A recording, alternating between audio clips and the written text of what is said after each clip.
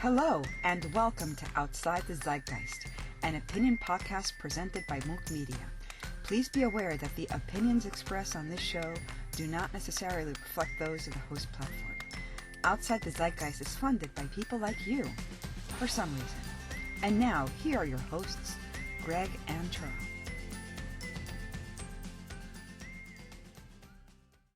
All right, this is episode number 29 of Outside the Zeitgeist, and I am your resident misanthrope, Charles. I am your resident skeptic, Greg. And say hello, Red. Hello, darlings. And to the end of the world. Cheers, Greg. Cheers, Charles. May we all die in a fiery death of something. And don't forget politics. Politics is not fiery. Are you sure? Dry and stale and boring. But most importantly, don't forget to dislike, subscribe, share, comment, and most importantly, dislike the video to show that the feeling is mutual. And we didn't get any comments, so we'll just go straight to the nightmare fuel. And this is just a little fun story to start off with. Chris Hansen's got a new show coming up, apparently. Remind me again, who is Chris Hansen? Well, maybe you'll know by the name of his new show, which is To Catch a Check Casher. Oh, this is the Predator dude then. Yeah. What does check casher have to do with predators? So apparently, Chris Hansen got arrested for writing bad checks. Whoops. Really? Yeah. You telling me catching a predator is not profitable? Well, the show's not on the air anymore. Everybody's favorite entrapment show. Here I thought it was just a show about over-aggressive hunting. But I thought those stories like this are always interesting to me because of the whole idea of like fall from grace. You know, people get renowned for something, and a lot of people love the show. Even though I saw this show and I was just like, really? People loved it, but you know, Is it really a fall from grace? I mean, wanting to catch people in the act of something doesn't sound like the average person would do that. yeah. But the problem is that a lot of and you know people. Rightly so, argued that a lot of it was entrapment because just because somebody's going to, says they're going to do something doesn't necessarily mean they're going to do something. Sure. But even more so what I'm saying is that the show itself sounds skeevy. Right, yeah. So, was this guy really that high up before he... Well, I mean, because usually when you see people like this, it's always... with this kind of thing, it's always some kind of crusade, right? Or typically some kind of crusade, and they're doing something because it's right, and this, that, and the other thing. I don't know. It sounds like it was just a very profitable show to begin with. Yeah, because there's a lot of fervor over, there's hatred over pedophilia, you know, and it doesn't, and that's the interesting thing too is what I see in the reactions from a lot of people and I see this in a lot of people, that it's okay to just want them to die even if they've never done anything with a child. And I'm just like, how is that really any better than any, like women hating men? Kill all men. It's not. It's not different. It's not different at all. People have problems seeing things from the same perspective as something else. That's why people don't like it when you compare something and they feel like, oh, you just trivialized my entire thing. There's a difference though, that the hating all men because men are a portion of men are attracted to women, that's something that we have all agreed is something that we do want in the world, men attraction to women, families, and all of that forming. I mean, recreating with a child sexually, there's a very strong social taboo about it in our society and others, and Only for recently. a very good reason. So, I think that's distinguishable. Well, I I don't know. in some instances, right? Because that's the whole point of juxtaposing two things next to each other, right? Because there is that distinguishment. Did I say that right? I don't know. That was a new word, but I thought I'd let it slide. Let you get to your point. There is a difference. Okay, there is a way to distinguish between them, but what I'm talking about is you have these people that are, these women that are kill all men no matter what. Yeah, that's wrong. Right, and that's what I'm making the comparison between. Well, I think you're sort of exercising some moral relativism because we Well, do yeah. want unions between adult men and women to, form fruitful and happy, rewarding relationships. Sexual relationships between adults and children, that's a hard no-go. No, you're missing the point, Red. What I'm making a comparison to is women who say kill all men no matter what. Yeah, they're wrong. I'm comparing them to people that say kill all pedophiles even if they don't do anything with children ever. That's what I'm making the comparison to. That's, I imagine, I don't know. I don't know. I'm not aware of any reports, but I imagine that's a rare pedophile. I don't know. I would say not necessarily, because you have a lot of people that are just afraid to do something because of legal repercussions. And you have people who just haven't been caught too. Yeah, and you have people that just haven't been caught, right? And then you have people that just don't give a fuck and, do whatever. And then they leave the U.S., Mr. Polensky. So, But, yeah, that conversation went a lot deeper than I was intending to. Let's move on. Moving on. So we have Ice Cube in the news, or not really the news, but he's in the legal system because he's got a problem with Robinhood. So apparently, from what I can gather, is that Robinhood used a picture of Ice Cube in one of their blog posts. Uh-oh. with That's permission. A no-no. No, they didn't have permission. That's a no-no. And how did Mr. Cube feel about it? So apparently his name is O'Shea. How did Mr. O'Shea feel about it? He did. This is the funny part, because I was watching on civil law and he was reading the complaint, and it was so hilarious because he's like, the complaint was basically saying, oh, he wouldn't get involved with Robinhood like these other famous people would, and it was apparently pointing out names and whatnot. I can't remember if it was pointing out names, but I think it pointed out names like it wouldn't get involved with Robinhood like other people like Lil Nas or. But what was the point of that? Because. Did he write his own complaint and his lawyer said, No. okay. I mean, it was. I think Kurt pointed out best. It was basically rap beef in a legal argument. That's hilarious. Okay.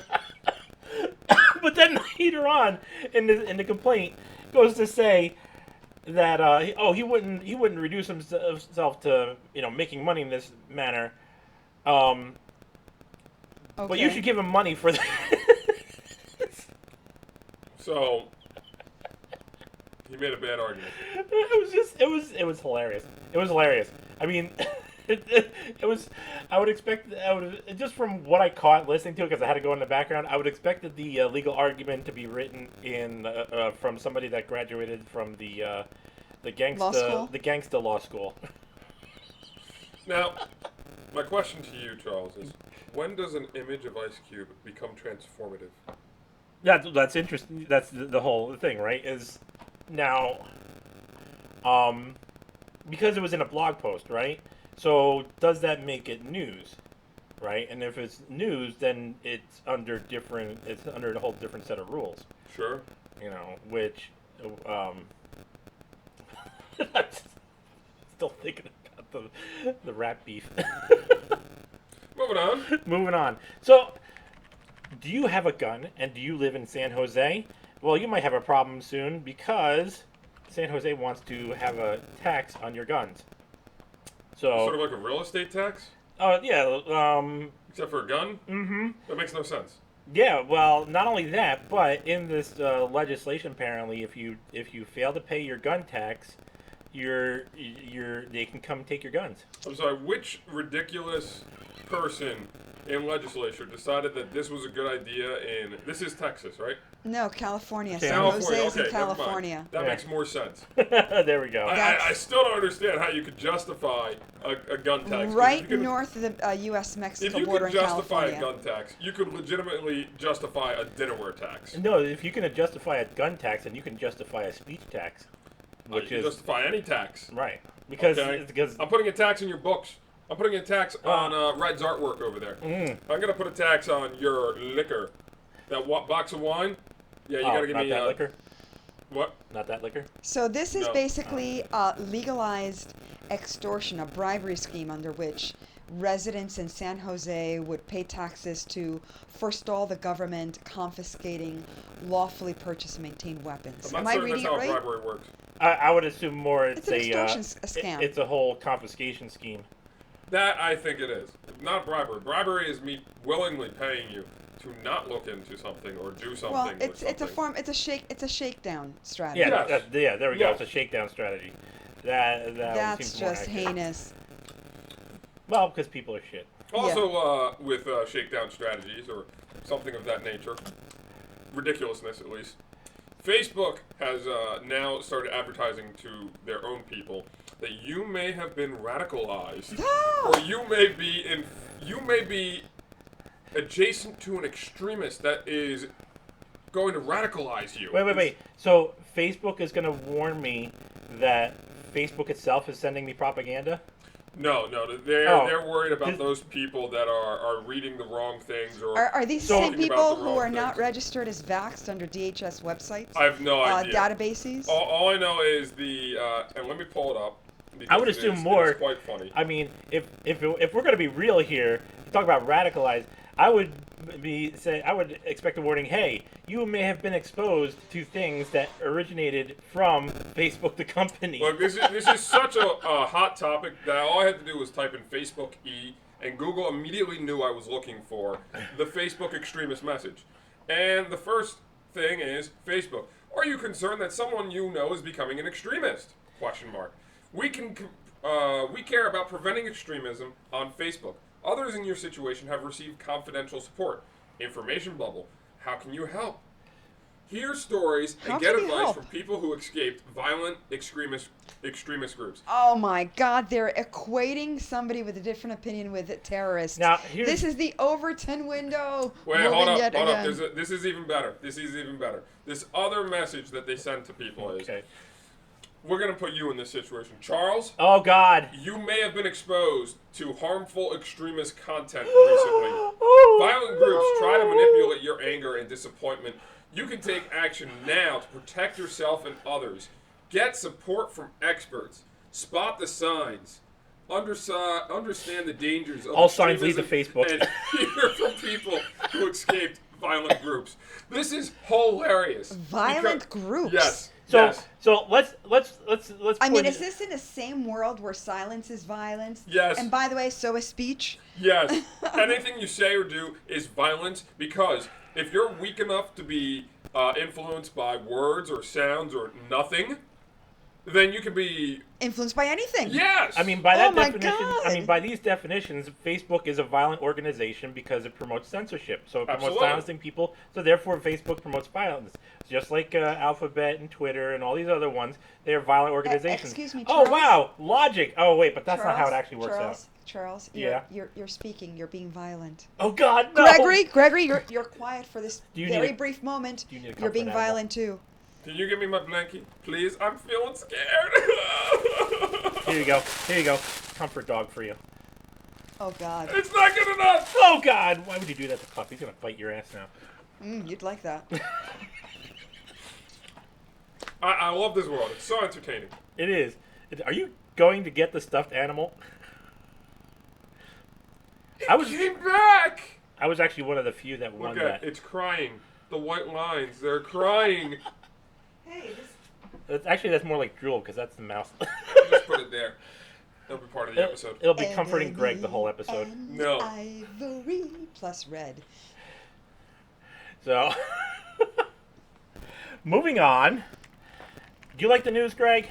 I like opinions. Do you like opinions? Do you like opinions that aren't news? I like opinions that commentate on news. Oh, so you like Rachel Maddow. No, I think she's a bad commentator.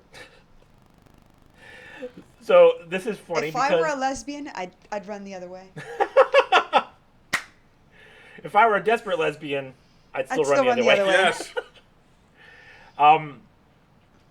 No, so it came out in a court thing that Rachel Maddow pulled the old Tucker Carlson defense. What? Hold up. You're wrong about that. Oh, what's You're that? 100% wrong. Oh, I'm about 100% that. wrong. Yes. Correct me, Greg. Tucker Carlson perform the Rachel Maddow defense Oh. because Rachel Maddow performed the defense first, and then Tucker Carlson came up with that defense based upon Rachel Maddow, Okay, thank you for the correction. which is really funny. So the news is fessing up That they're not that they're news. not news, Correct. that they're all opinionating, they're all Correct. opinionators, and meanwhile, we don't have any real information from anywhere because the places that we would think we would be able to trust are all lying to us. Well, Trust no one. what's really funny about this entire thing is that this is only coming out recently. When this happened, I believe months ago, that this actual trial was in question. And I'm almost certain it's only coming out recently because someone discovered that Tucker Carlson used the same defense against a court for the same exact reason or similar reason. I could be wrong. I could be completely wrong. But I see no reason why this should be news in any question. It struck me as odd that people were even talking about it. But then when I heard the fact that it was actually Rachel Maddow that made the defense first, or her lawyers, I should say, because she doesn't defend or do anything. She just spouts garbage. Like we do. And tears. The fact that they were able to twist it, Crocodile tears. and they didn't twist it in such a way that said one person did it before the other. They twisted it in such a way that it sounded as if one person did it before the other, which is the funnier part, and that seems to be the news in general. Is we can twist the news to make our side look good.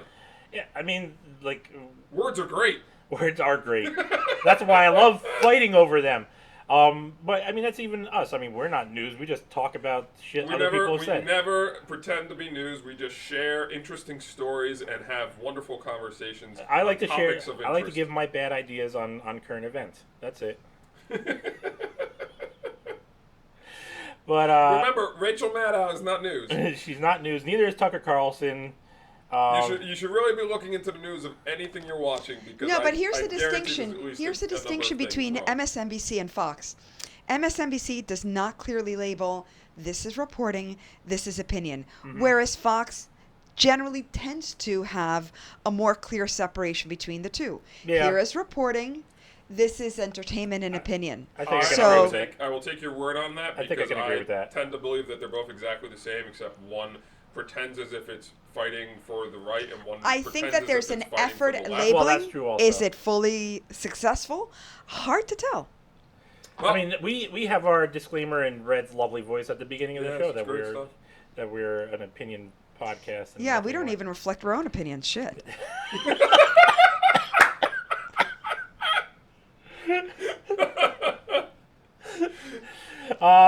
Moving on. So, the teachers' union, which I know is going to send Red into a tizzy. I heard about Tizzy! This is great. Tizzy! Yes, the NEA has decided that it's going to research opponents of CRT. Okay, so I feel I like see you have a whole blurb of text. after Yeah, this. because I'm going to go into a little tirade. So Well, say I- what you got to Ooh. say before Well, I go on my tirade. what I'm curious about is, I keep hearing all these left-leaning voices, people like Destiny and Vosh and a number of other people, who talk about the fact that CRT is not being taught in schools. then Or- why is the NEA saying this is our mission? See, that is what I'm. Okay. This is the thing. I mean, I'm it's an talking about. admission, babe. When Pause, clearly- pause text for a second. Yes, okay, Pause talking. okay. Because now we're going to do a little segment.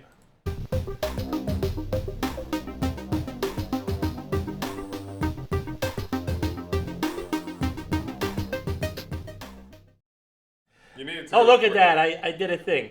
So, I got questions. We got questions. I got a ton of questions. I got a ton of questions, too.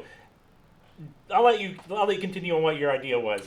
Okay, so I'm seeing them defending. Okay, so there's this thing in a debate where you can either lean into the conversation and try to fight on the leaning in like that. You can either try to fight on common ground, which can be a way of doing it, or you can just ignore the opposition, your opponent altogether, and not fight on the same common ground as them. And because- gaslight them.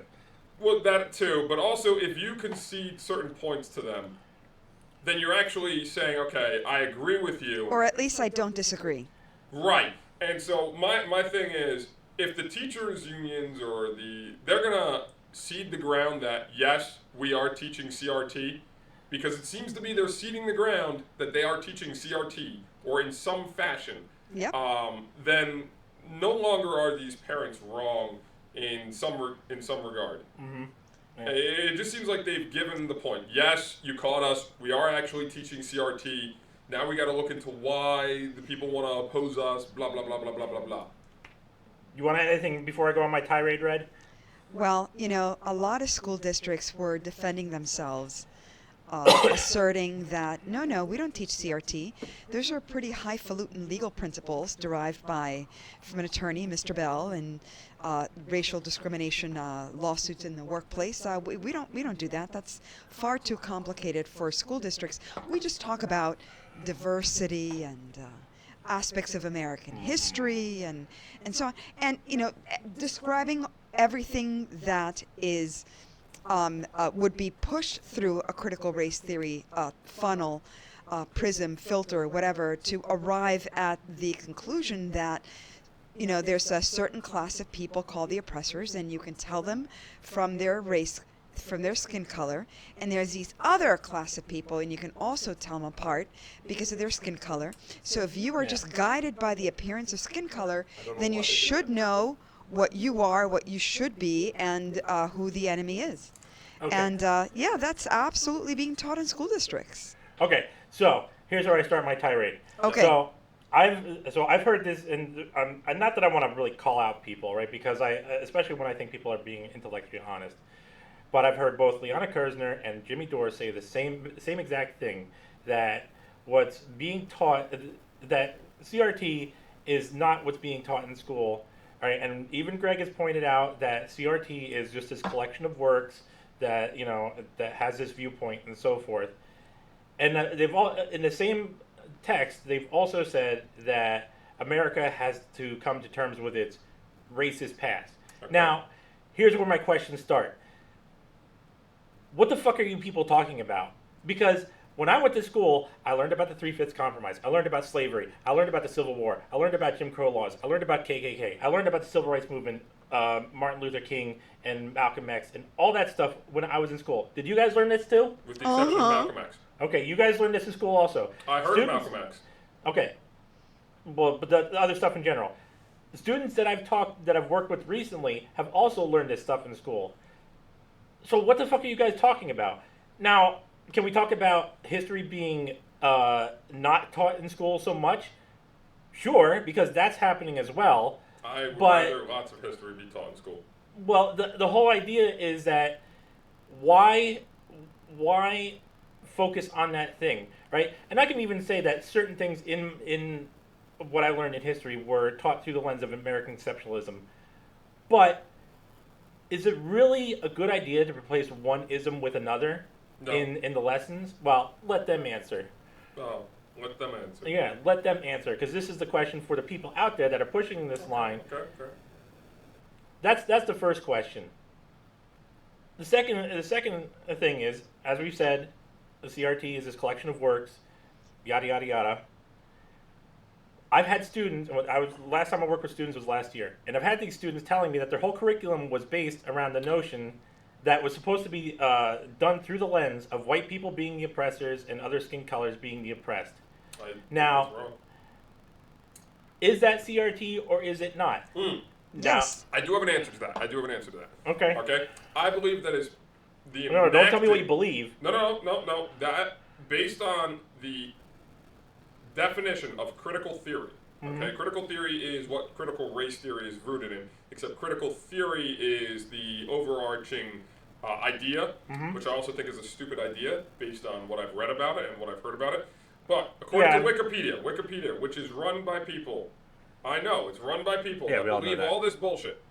Critical theory is an approach to social philosophy that focuses on reflective assessment and critique of society and culture in order to reveal and challenge power structures. So, based on that definition, the first part is teaching people what it is. The second part is getting them to do stuff based on what that is.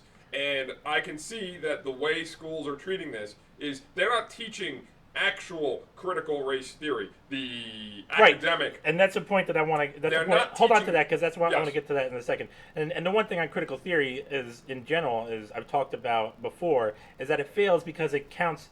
It mathematically counts the idea of zero as having no value, and that's Sure, why critical it's- theory in general. It is a fails. value. It's just the value of no Right. value. Right. Well, not But really. also, there's more to it. Yeah, there's more to More it. complicated. So here's the thing, right? So back to the question: for all these people out there that want to push the idea of CRT is not being taught in the school, so is the notion, is students having their entire curriculum being based around the notion of white people bad, other people oppressed? Is that CRT or not? Yes. Even if it, Yes, even it if is. it is or isn't. What? Okay, let's say it is. Let's say CRT is being taught in school. Does it really have value to have the entire curriculum based around that lens? What value does something that is inherently None to racist children. have? It In an has educational the setting. it has the value of supporting ignorance and stupidity and racism. And I'm it not has even the talking about- value of examining a very complex, rich Hold world on, through hold on. the Hold on. single sad lens of race. Hold on, because I'm not even talking about like the whole thought experiment. Let's do this lesson for this week. Because we all seen the videos of teachers telling students to actually believe that this is how they should operate their entire lives, not in a lesson plan, but as a life structure. Is that what you want? Okay, so I want to back this up a little bit. I Okay. want to examine this from a different similar but different standpoint. Okay, what is the reason to teach any doctrine of this sort in school? Okay, is it either A, to actually inform people about it, which is not what's being done, or B, to get people to start believing this stuff, so that way they're influenced in any way Right. they work, Which or is behave basically- in the which is future. basically the same thing as I'm so, saying. critical theory, which includes in its definition by Wikipedia, and it's the only place I can find definitive actual. Mm-hmm. It's a real problem to me that Wikipedia or other places are the few areas on the internet where I can actually find real definitions for these terms. I have a recommendation for you. Well, hold on. Yeah, hold on. Okay. Hold on that. The fact that it includes, in order to reveal and challenge power structures, so that would be in order to reveal and challenge power structures with regards to race, because that would be critical race theory at that point. The second half of critical theory is to enact changes in society. And we are enacting changes, apparently, in society at a school level, a very elementary school level. The critical race theory that's being taught in colleges, apparently in law courses, which astounds me that it would be there instead of a philosophical course that Right. they'd be teaching it. The fact that they're teaching it at a collegiate level is, okay, these are the ideas behind how critical race theory works. But what we're seeing in at a school level, at a elementary, middle school level, high school level, is the results of people being taught the theory and then seeing them make changes to how they do stuff to affect the next generation of children or generations of children. So it is not that, in my opinion, CRT is being taught because they're not actually teaching the mechanics behind why or how it works. They're just teaching the end result of the conclusions that they've come to. Because critical race theory, according to other people, is not making changes, although definitions seem to change left and It's right. baked Okay. right in. All right, so let me finish off my tirade because Please. one we've taken too long and my tirade's been smashed and not even you're basically just reiterating the same points that I'm They making didn't make those points. Not really. because I'm not trying to make the points. I'm trying to ask the questions so that they can make the points, They can right? make the Because points. this is I'm asking this of the people that want to push this notion, not our ideas, trying to argue with them. I want them to answer the questions. I don't want us to answer the questions because these are the, They can't answer no those questions. no. Let them answer the They questions. can't. They have no answers. Let them answer the questions. Okay. That's the whole point. Let people put their money where their mouth is, and the final point of my tirade is going back to my questions. Right. So I've had 3 questions so far. Is the history, if this is CRT, this is how you want to be, and the third question is if it's not CRT, then what is going on here? Because what these people have been doing, and I saw this of Kersner, and I saw this of Dor, and now, to be fair, in Dor's case, it was part of a comedy skit, but I think he was doing it as I think he was being genuine in it, just from the Is it one of those ones where he has the phone? Yeah, there's a phone, yeah, it was with Vince Vaughn, right? I love it. But here's the thing, because these arguments that they're giving are ignoring the core complaints of the parents, because if it's not CRT, it's the same thing with China, right? Because it's not communist China, it's communist China. No, Mr. Green. Communism is just a red herring. Okay? And this is why people are complaining about CRT, because they're being told that it's CRT. So if it's not CRT, you guys are not addressing the fact that they're being told that it is CRT by either the school board, the NEA, or the students, or whatever. And neither of the two arguments I saw by Kersner or Dor addressed that part, which is the most crucial part of everybody's complaint and argument. Well, let's move on. I think we spent enough time on bullshit subjects. Right, and I'm gonna get really pissed off about something else now, because it's called theory, right? And this is something that pisses me off, because there's a whole fucking process to science, and people use the idea. No, we're not getting to that yet. People use the idea of science and the word theory to encompass everything. Not only do people do that in general terms, but they do it in the fucking scientific community as well. And there was actually a video saying that somebody did saying that the Big Bang Theory is not true because it's not fact. Are you an idiot? No. The problem is that this is being done in the scientific community as well. I'm going to explain the scientific process to everybody right now. It's hypothesis. Yep. Research. Yep. Theory. Yep. Test. Yep. Conclusion. People are using the word theory to identify a hypothesis, and they're using it to identify a conclusion. So if critical race theory is a theory, that means it's untested. So why are we putting something untested in our schools? If it is critical race theory, caveat there. It is critical race theory, but anyway. Right. Right? Just like this whole idiotic term of conspiracy theory. No, there's a hypothesis. Theory does not mean, oh, I have an idea. Maybe this might be true. No, that is a hypothesis. Theory does not mean, oh, hey, I've tested this and this works, and so it's a theory. No, that is not how it works. And this is part of the reason why you all are fucking talking stupid shit. And I don't mean this to two people. I mean everybody in the fucking world. You don't even have your fucking definitions right. And yes, I love having this tirade right now, because part of the whole reason of the show is the whole semantic war, but you're all fucking stupid.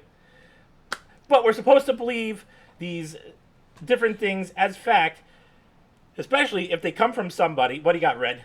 Epstein didn't kill himself.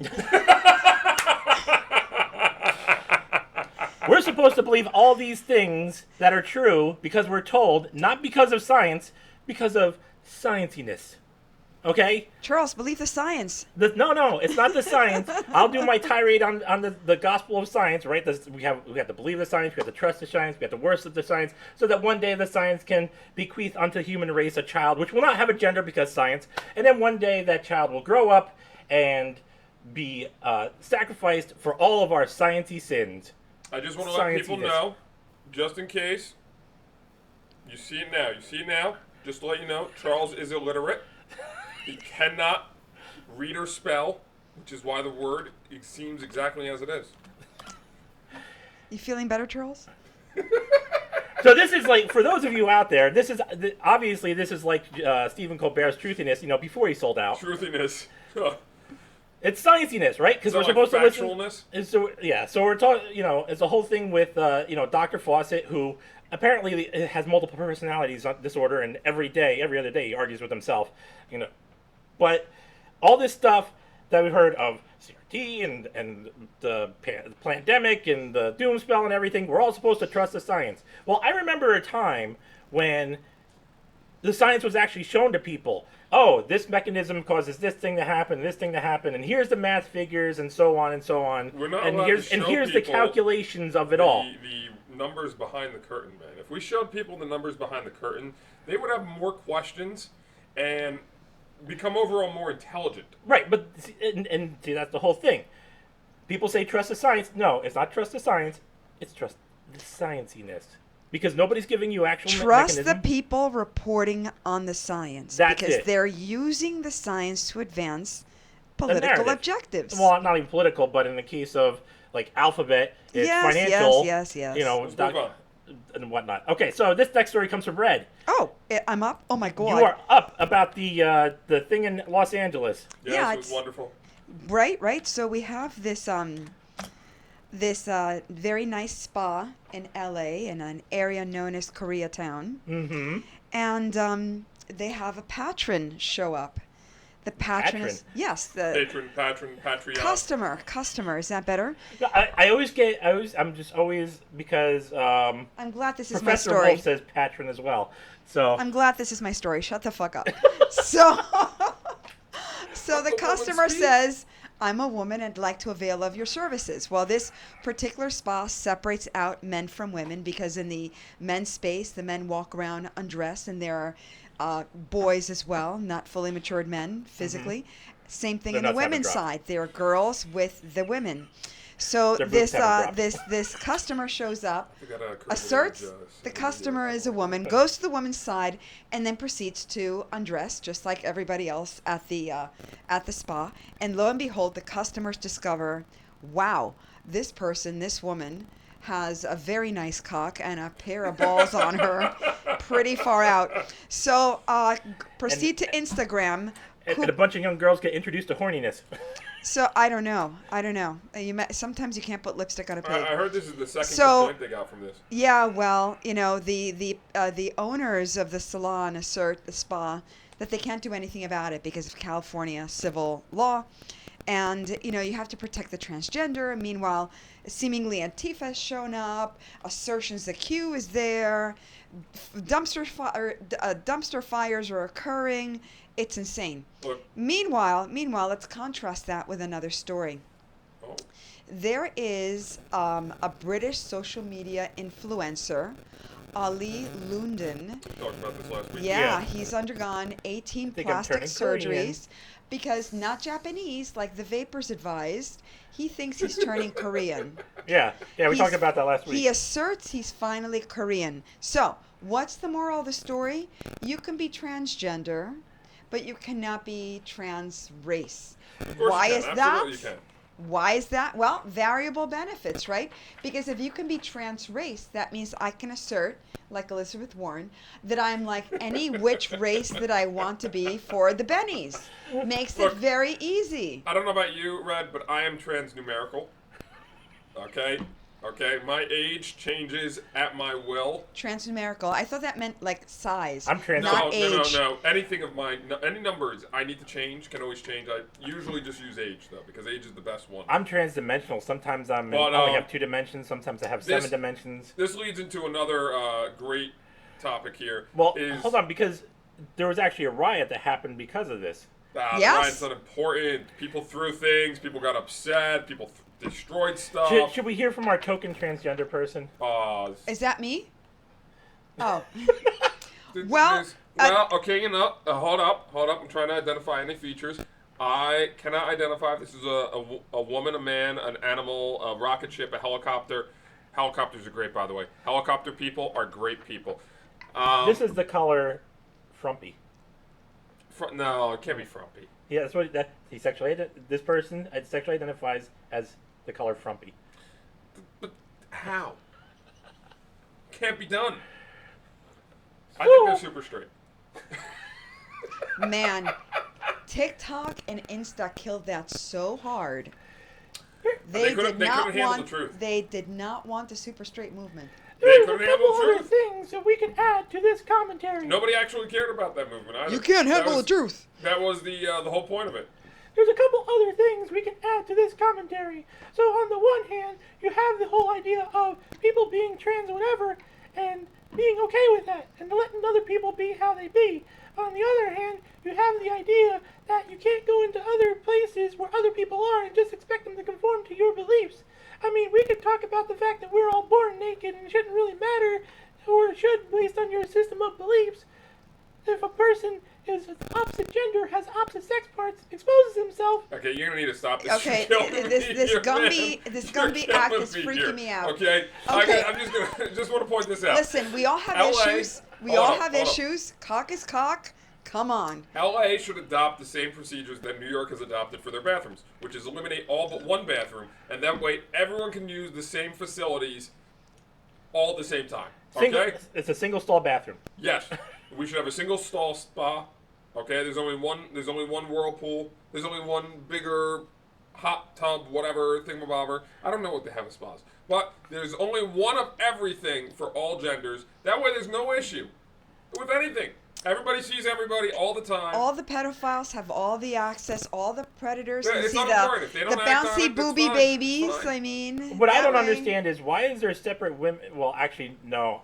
I know why. I've seen the inside of a woman's bathroom in a public place. It's quite disgusting. Yeah, it scarred me. It literally scarred me for life, and not for the reasons you would expect. You know, typically I don't see sofas inside those bathrooms, but apparently my college had one. Oh, really? Your college had what? I had a sofa inside one of the bathrooms for the women. Yeah.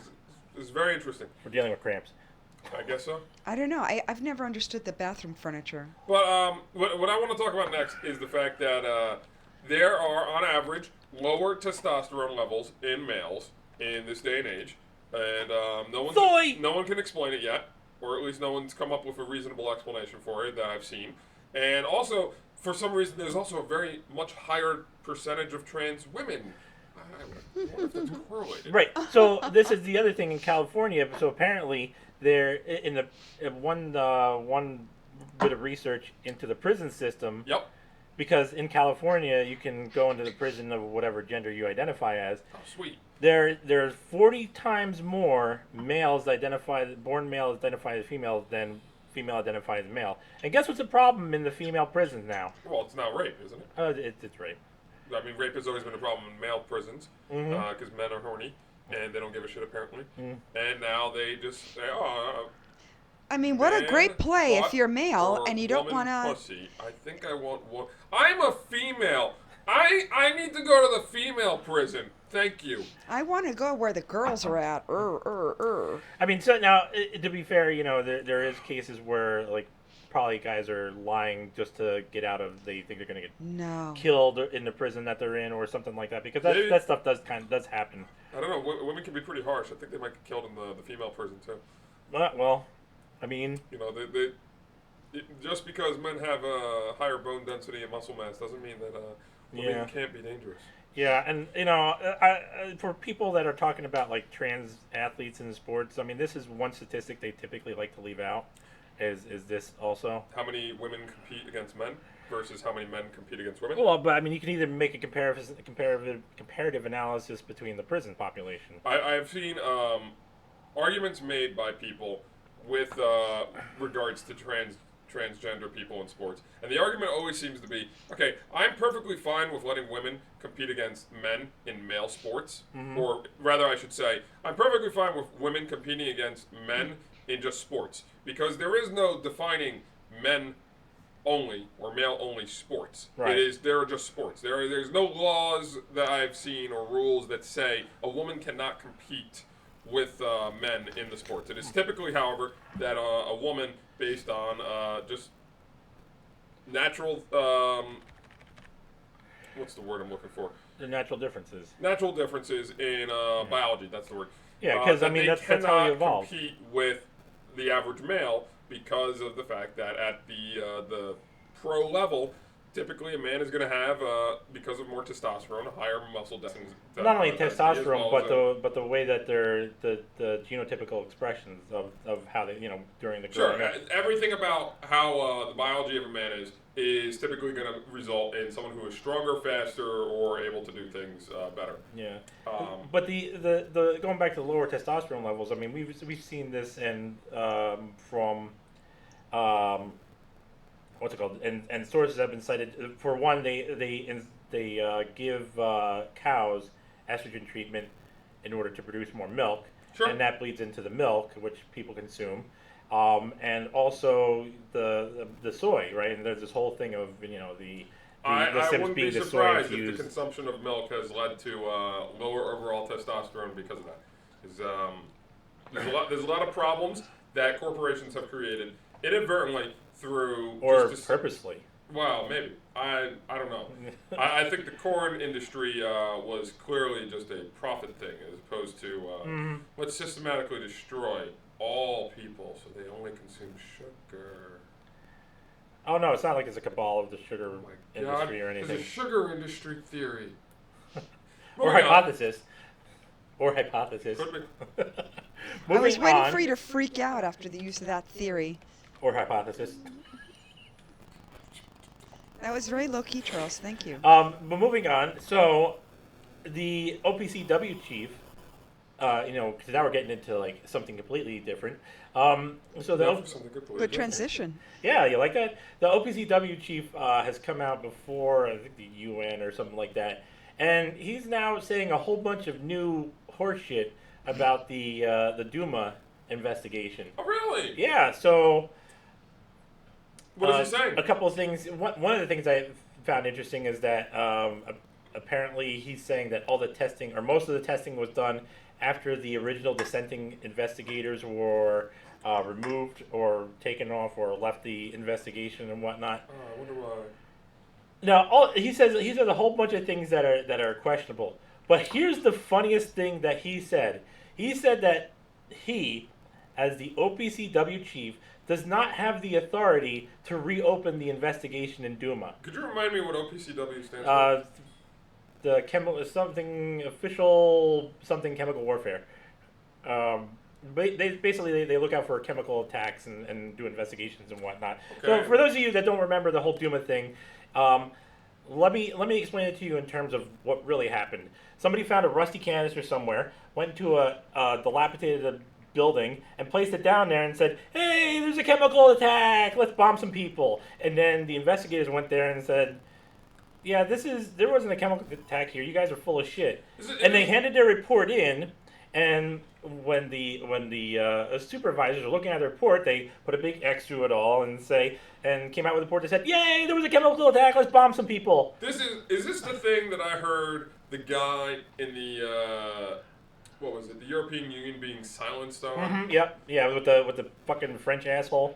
It's amazing the lengths politicians will go to hide information from the public so they can't learn the truth. Mm-hmm.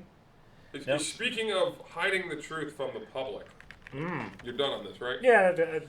The World Health Organization, otherwise known as the WHO, Not the ones that put out Tommy. yes, says we should stop widespread testing of asymptomatic individuals for COVID-19. I don't know why they want to stop widespread testing. It might be the fact that if we were to keep testing and come up with more negative tests than positive tests, or too many positive tests, Or false positives. or false positives, we might start seeing some sort of weird statistics of some sort or another. Spelling out this whole thing is bullshit? But they also said we should start wearing masks again. In contrary to the CDC, who said we do not need to wear masks if we are vaccinated. And also in contrary, I don't know why the CDC and the WHO, have to be listened to when we can just listen to Dr. Faucet and he can just contradict himself from one day to the next. absolutely, he has now come out again and said we should wear masks. Once again, Dr. Faucet, thank you for the wonderful flip-flop, and again, I love it. These experts have discredited themselves so much, so Oh, yeah. hard, so deep, that all experts in all fields are discredited. It is that bad. It's quite a disappointment to me that the truth of the matters with regards to Dr. Faucet, the CDC, the WHO, the fact that they all seemingly you would believe that any one of them is an authoritative source is complete bullshit, because they all say things that contradict one another at all times. No. We all know who the actual authoritative source is. You're right, it's Joe Biden. No. It's the magic 8 ball that they all look at every day. Should people wear masks today? I don't Outcome know. says probable. I think it said come back later. That's pretty also funny. real interesting is the fact that there was a judge who made the decision to mandate 3 individuals as a punitive measure to getting a vaccine. Can you get further into that, Jeffrey? Where is that Jeffrey. from? Gregory, oh my God. Who's Jeffrey? That's my other boyfriend. Well, obviously this judge loves Okay, Scienciness. so I heard this from Tim Where the Pool. hell did that come from? Oh my God, I Gregory. heard this report from Tim Pool. It was a really interesting report. I'm gonna have to look his that up. commentary on it was really good. But apparently the judge got them to agree to this because they said they were just Penalty for hadn't had what? time to get the vaccine. So they were already amenable to getting the vaccine to begin with. They just apparently hadn't found the time, which I find surprising. What kind of offense was this that they needed? I'm not 100% certain, but it wasn't huge crimes of any kind. But I find it absolutely disgusting that it was written into the punitive measure of any sort that they would have to get a vaccine. It's Jacobson. terrible. Jacobson. I mean, when you get a vaccine, right? You're there with FEMA, DHS, and they You're do also with crap McDonald's. like take your social, take your fingerprint. Then they give you this little handwritten vax card. Hold up. You can get a Big Mac with that too while you're getting that vaccine. No, but I mean, you're entering all sorts of data into a DHS managed database. I mean, the validations are severe and real. So, wow. Just saying, more heart complications than normal were found by some U.S. Study, I believe done by the military or something like that. More heart complications than what they expected to find. So, Yeah. I mean, and yet the military now wants to mandate the doom spell, even though even the DoD came out and said that there was more heart complications than they expected. And I remember when I was in the military, and I was ordered to get the flu vaccine, and it was the worst. Well, not really, but I had a rough couple of weeks afterwards. oh really? Yeah. Really? Yeah. You getting the flu vaccine? Yeah, and it was a little fucking thing they stuck up my nose, and now I'll say this once again Hold up, should I be talking to you right now? You might have a microchip inside of you. well, this was the early aughts, or the mid aughts, so I don't think they had What that year was technology. this? The mid aughts, I don't know like what the hell it's. 2000. 2005, thereabouts. Yeah. No, this wasn't this year where they showed that they had the technology to do that yet. So you're good. I just want to point out for all of the other people that were in the military, right? Because this is the whole thing too, right? I was ordered to, and when you're enlisted, it's like the whole thing is you're government property. So even if you get a tattoo that you don't like, you can get charged for damaging government property. But for those of the people that are in the military, just remember, you're only required to follow lawful orders. You don't have to. That's what Article 92 And you know what, says. Charles? That's really relevant because let's remind cops that they too have taken a pledge to support and uphold the Constitution. They have which qualified immunity. Which means Which means that doesn't matter anymore. They can do whatever the fuck they want. That's why we have so many bad cops. Not necessarily. They can do whatever the quote unquote reasonable officer would do at the time. That's what qualified immunity is. Who's a reasonable officer? Exactly. I would just like to point out that this whole idea of qualified immunity came out after the Milgram experiment was done. Because the Milgram experiment was done in like 1961, and the qualified immunity ruling came out in like 1976 or something like that. This makes me think back to the fact that so many things. Oh no! Wait, that was like the 80s. The UCMJ was out, as in its current form, was out in the 70s, which is the whole idea of that, including Article 92, which you're only required to follow a lawful order. The Article 92 does not say you follow orders. Article 92 says you follow lawful orders. So remember that in all aspects of your military duties. Go ahead and what were you going to say? I was going to say, it just makes me think about the fact that so many people point to 1965 as a year where so many things changed in politics and in almost anything. Yeah. it's because the Beatles landed in 1964. Ah, yes, the music. It's all Ringo's fault. Fucking Ringo. But speaking of military stuff, hey, you guys like bombing? Is this the third bomb now or the second bomb? I don't know. I've lost count, even though it's probably only the second. But Am I owed $4,000, $6,000? How many $2,000 checks do I get for every bomb that Biden puts out? yeah, so I like how they went with the Israel defense, is that we got to protect Americans. I'm being facetious, but that's actually what was said. Was you got to protect American soldiers. But I can protect Americans through any justification. I can protect American soldiers by bringing them back to the United States. Yes, there's that solution. I mean, that's a solution. That is a solution. But you know, and it's this whole thing. Now, when we talk about the Middle East, right? Here's the thing, because we can talk about why we're there.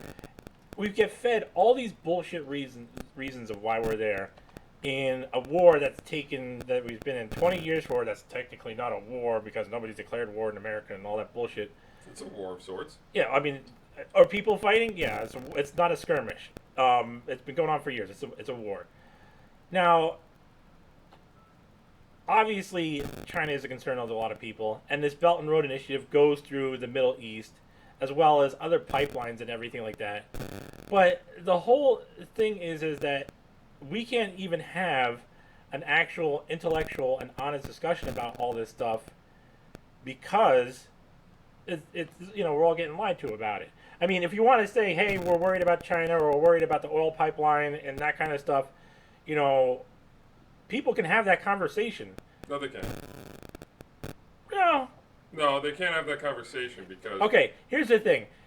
If people are going to argue bullshit one way or another, so why not argue? Why not let them argue bullshit over the truth when it's just going to be equally fucking stupid?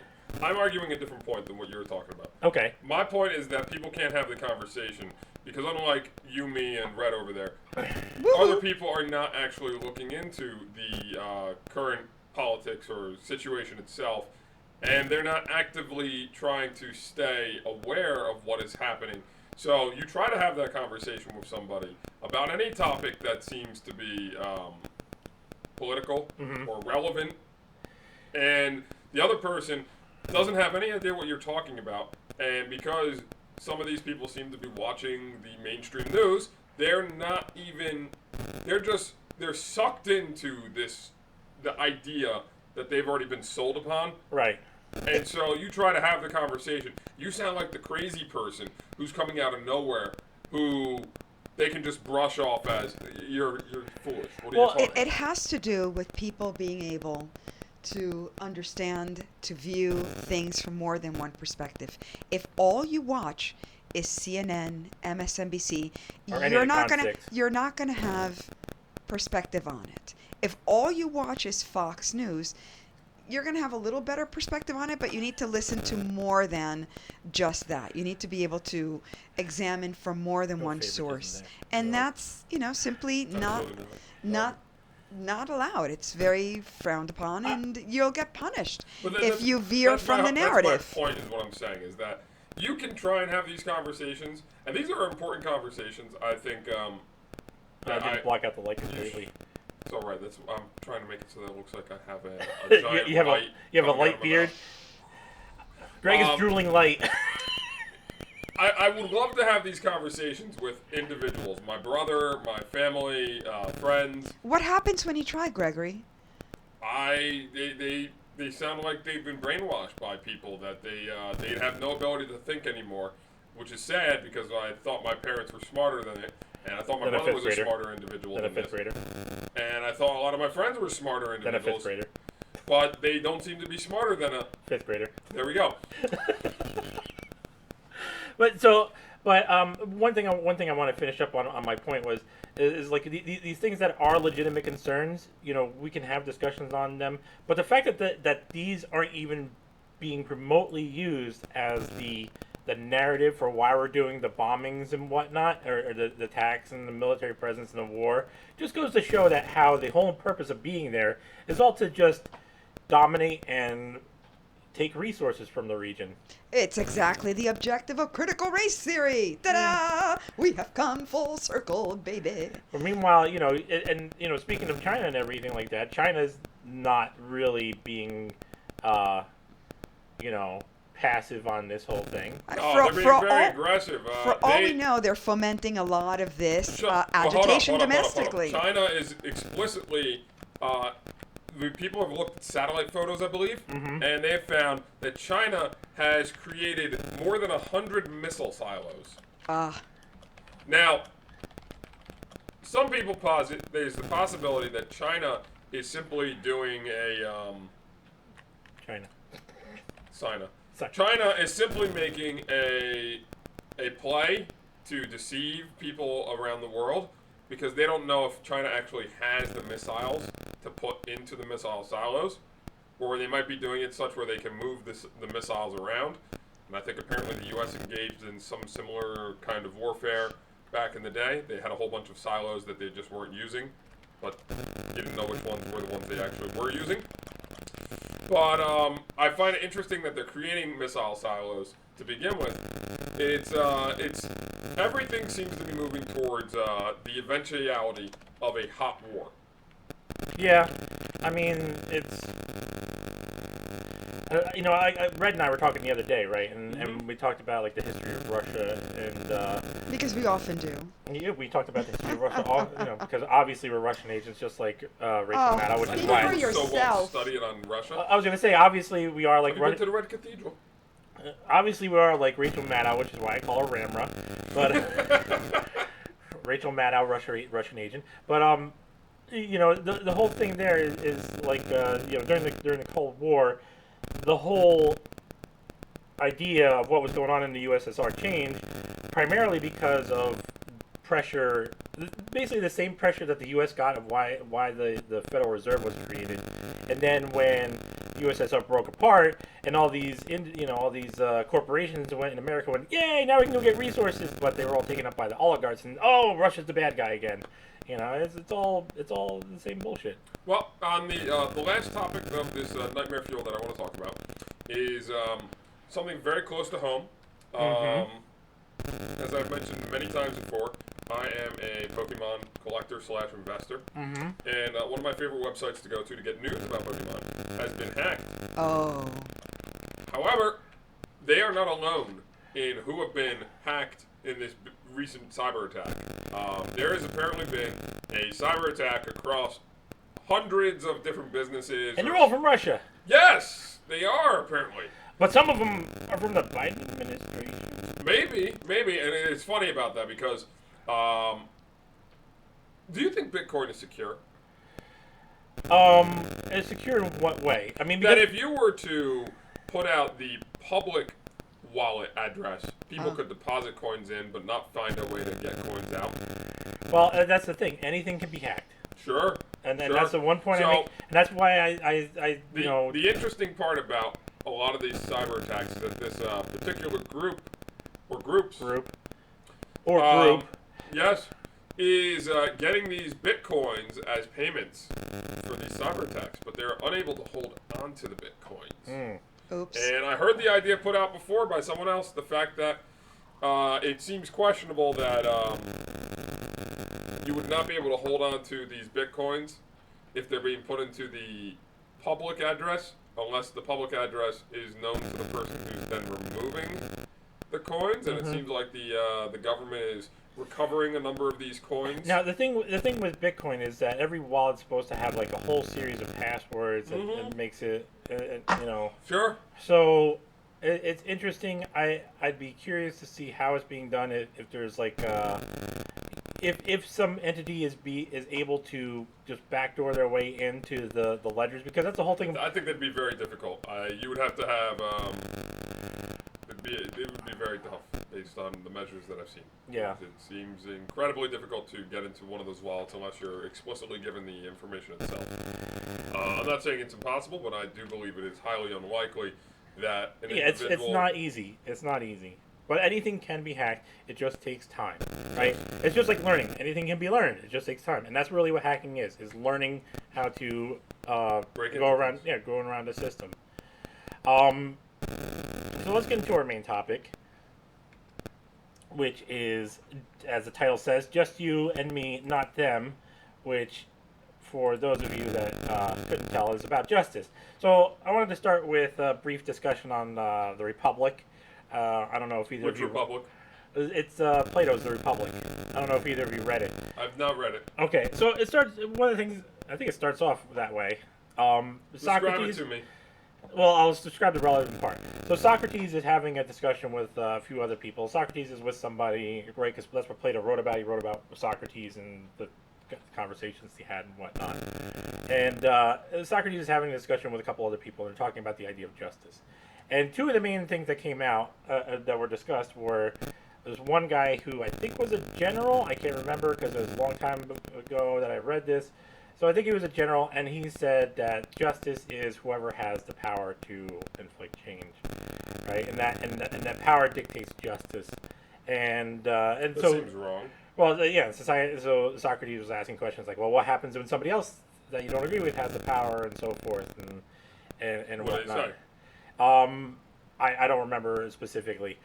I just wanted to bring the ideas. The other main idea was somebody proposing the idea that justice is giving people what they're owed, and amongst other things, Socrates points out this idea like, okay, well, what if you have a weapon that belongs to somebody, and you give them this weapon, and then they use the weapon to kill themselves? Is that justice? And what strikes this stuff interesting, what makes this interesting to me is this is the early ideas of the distinctions between punitive and restorative justice, right? Because when we talk about justice, we kind of think of it as like this ambiguous concept, but it's really a multifaceted thing in and of itself, starting with the idea of punitive and restorative justice. I mean, you look at the legal system, right? We send people to prison. That's typically punitive.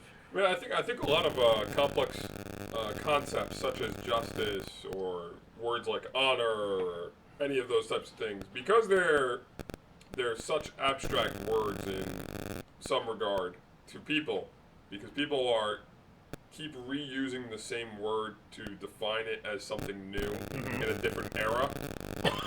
Because the words have been used so many different ways to justify, do different things, to do and say different things over history. The definition, the hard definition of what justice means has been lost by many, and But that's the whole thing that Plato or Socrates asked in the Republic. Is there a hard definition to justice of itself? I think there is. I would say there's a hard definition for almost any word. It's just that some words represent, sort of like justice does, power represents a more ambiguous thing. So is justice like a box of chocolates? You never know what you're going to get. You might not get what you want. You got anything to add in, Red? Now I'm listening to the discussion, and preceding justice, there's the more important value of truth, because without truth, you cannot have justice. Now these are ideals, and we will not necessarily achieve them. However, these ideals do set a very good direction to take. And when you have a system that is looking to replace equality under the law with basically a preference system based on a hierarchy of race and aggrieved classes, you cease to have justice. You cease to have truth. It goes in the opposite direction from these ideals that have served us as a civilization so well for millennia. So truth is another one of those wonderful words that has been used in so many ways over the course of history as to how and what it means, to the point where it has, unfortunately, in modern era, I would say, it no longer represents what it classically would have represented. Well, Charles is going to love this, because part of the Enlightenment was to posit what became the scientific method as a truth-finding mechanism, yes?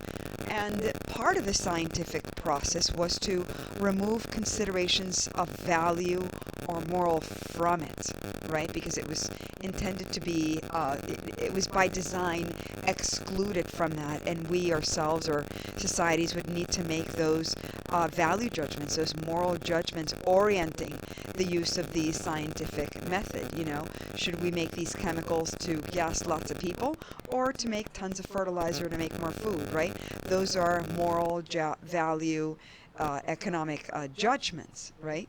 Along the way. So the scientific method by itself is insufficient, and perhaps the Enlightenment over-relied on the divorcement of the, it's like the conflict between Rousseau and his competitors, that, we should not be, guided by romantic principles You mean of Jean-Jacques Rousseau?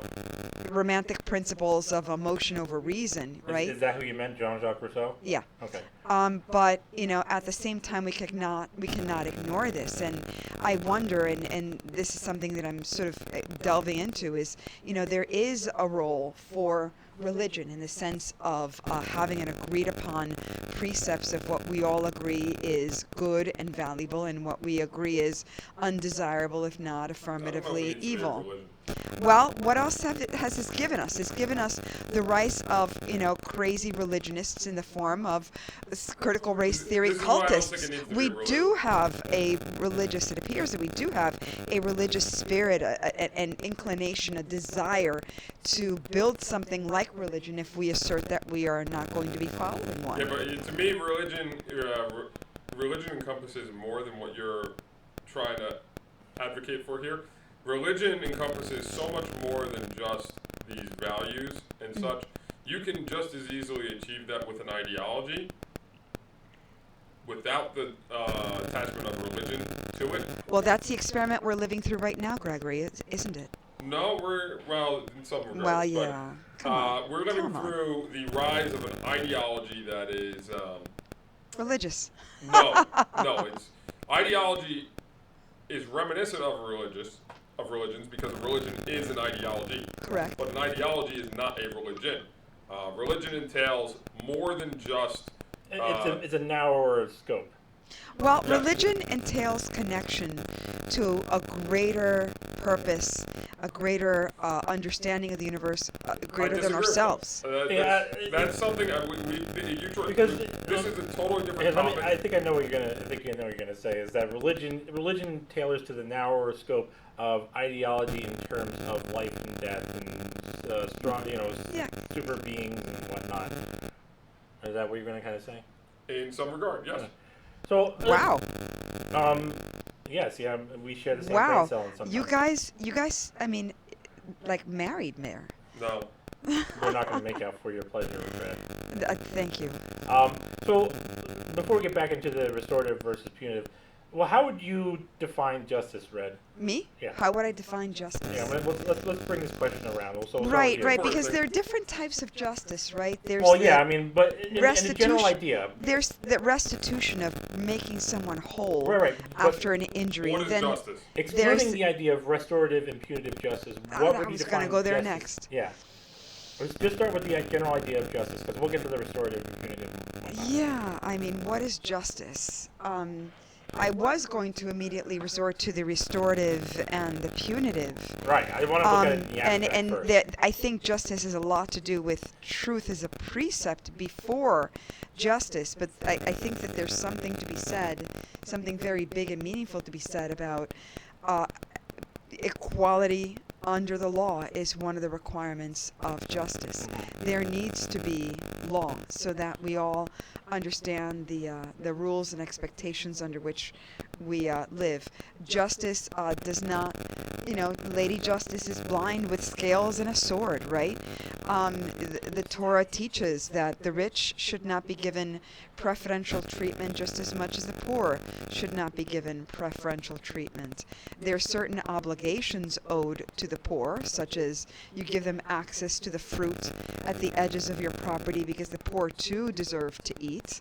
But, the poor are also limited in that they're not allowed to enter your property and loot it wholly, Justice sets boundaries under which we can all coexist peaceably with security in our body security, in our family security, in our property security. Property rights are a human right, right? And I think that's something that is overlooked a whole lot. So what do you got? What do you got, Greg? So I think justice is a complicated word because it implies a lot of things without actually saying it. First, justice refers to law. Most people not necessarily. Well, I mean, it can refer to law. Well, no. I believe justice explicitly refers to law. Okay, because the way people seem to invoke justice or righteous justice or something like that is in regards. So you're talking. So just to clarify, you're not talking strictly about man-made law, but you're talking about like laws of nature and whatnot. Yes. Okay. Okay. So justice refers to law.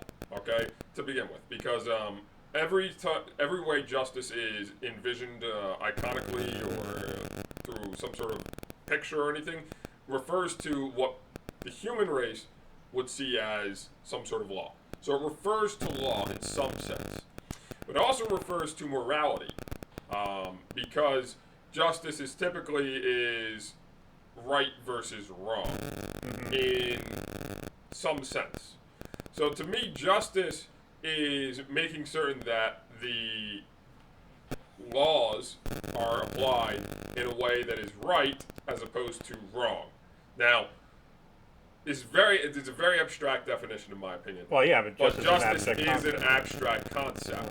Unfortunately, it is an ideal. It is. And because justice is so abstract of a thing, it's hard to quantify it. But for me, the definition of justice would be making certain that the law is applied right and not wrong. And equally. No, not equally. Why not? Because Please. Justice does not care about equality. Justice cares about that the law is applied. Okay? It could be the law itself that is written by man, or it could be the laws of nature. It sounds as though you're using same words to get to where I am, which is that you apply it without discrimination, without favoring one to the other. Justice does not care about equality. Well, hold on. Correct. I have a question based on what you just said. So, under what you were just saying, is there a possibility of there being an unjust law?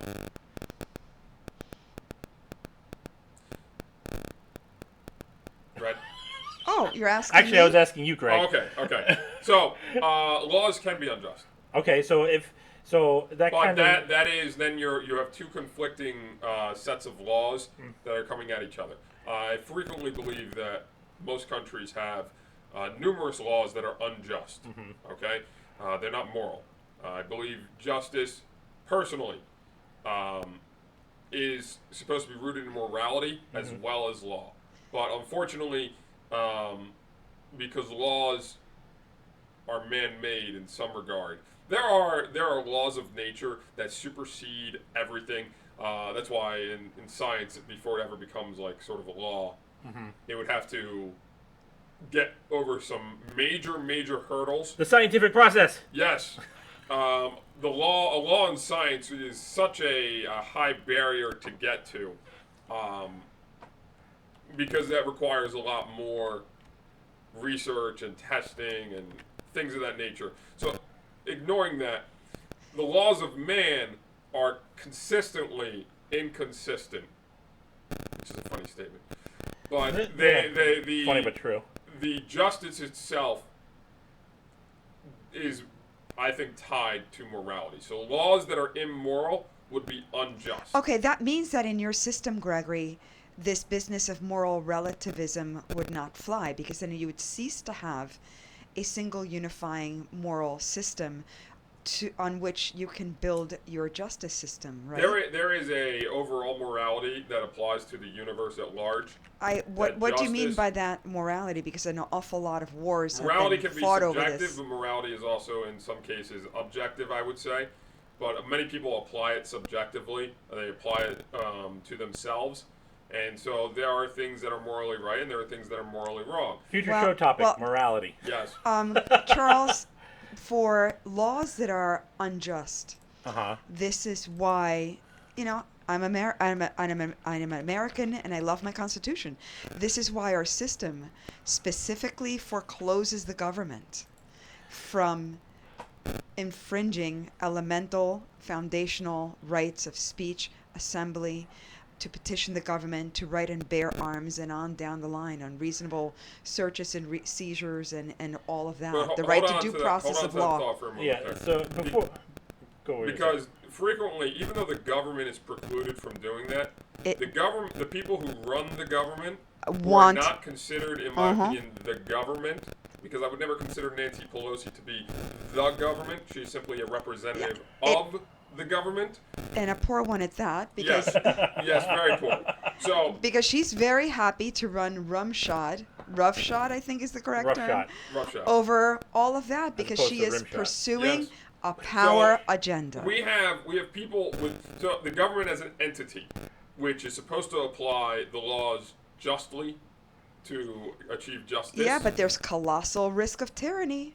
Right, but what I'm saying is, the people who run the government are not themselves, because they're not the government itself. Even though they're supposed to represent the government, they frequently talk in back rooms and collude with other individuals to get around laws I remember which have been applied. I remember smoke break promotions. Right? So they will talk with other people privately or in ways that are not available for everyone to see. And they will have institutions such as like Facebook or Google apply laws that they themselves are allowed to apply, because as a corporation, they are not necessarily under All the right, same scrutiny. But We're, here's hold the on, because we're starting to stray away from the here's general the idea. argument that I question about that. That is it government action when government permits these cabals and monopolies to operate in this way, Yes. when they have antitrust power. So ultimately, it still is indirectly a government action to Yeah, I mean, infringe on First Amendment and other rights. All right, let me So let's stop get right back to there. the main Yeah, topic. because we're starting to stray away from the main topic. Ah, So bummer. let me throw my definition in for justice before we move on to the next back to the restorative and punitive. So if I had to give a definition to justice, I would say that it is the use of truth to try and establish a system that fits an idea of perfection and balance. I mean, in a singular idea. Oh, okay. Yeah. So it would be using the truth to fit to establish something that would fit an idea of perfection and balance. And the thing about justice is that, right, if it only turns to be one way, then like Socrates was saying in the Republic, how really is it justice? Like in on my little tirade before, one thing I didn't really get to do is the caveat what I said, because I'm not really calling out, but I'm pointing out two people and asking them questions, as well as anybody else who is doing the same thing.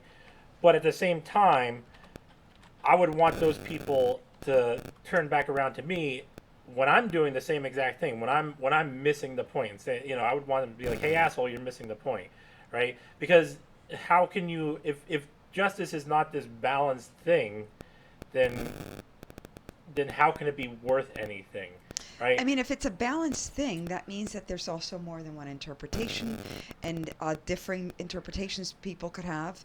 Litigants can have differing views of sense of fairness, Yeah, right? Which is ultimately a matter of opinion, right, at a certain level. And even in court cases, we see where situations where both litigants are justified through their own perspectives. Yeah. But that's why I don't think justice itself is necessarily beholden to man, because man tends to frequently interpret things to suit their own needs. But isn't it really a man-made creation, though? No. I would say justice is not a man-made creation. It's simply a man-made definition. Not necessarily definition. Well, okay. We apply what we see in nature, and we come up with a way of defining it. That's and true. I think... Are you saying that justice derives from a higher authority, Gregory? I would say that justice no, not that it derives from a higher authority, but it derives from a higher power. How is that not the same it's thing? Different. It's different. It's different. Just like I don't Hebrew think there's National. I don't believe there's an individual or some No, sort I'm, of. I don't That's think very interesting. I don't think there's Okay. a bearded father figure Yeah, somewhere. yes, That's beyond that. not what we're What I'm talking saying- about. Personally, I think that there's a mystical ogre in the cloud that farts rainbow and pisses cherry juice. There is a There is a the idea of justice which exists within the universe. Right. Okay, and you can recognize it when you see it, which is a terrible way of saying it, but it is there. Okay, there is when it occurs, when you see something unjustified happen, such as like Okay, a person. you know what? So what you're getting into, hold on to that, because Okay. we're going to come back to that. So it's going to be a Okay. future question. Let's go on to the second part, which is talking about restorative versus punitive justice, and we'll start off again with the red.